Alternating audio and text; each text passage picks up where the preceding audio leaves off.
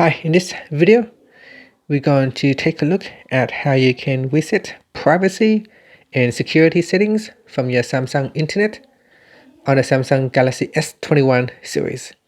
Now first, let's go back to your home screen by tapping on the home key at the bottom of the screen.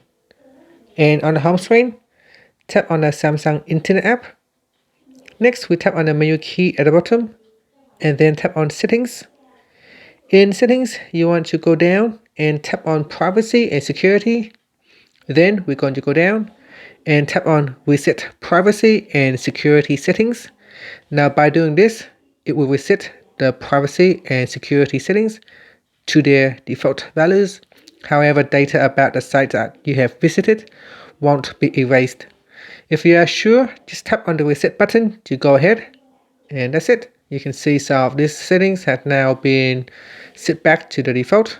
So if I turn that one on and I tap on reset, you can see it will switch back to the default. And finally, you can tap on the home button to go back to your home screen. Thank you for watching this video. Please subscribe to my channel for more videos.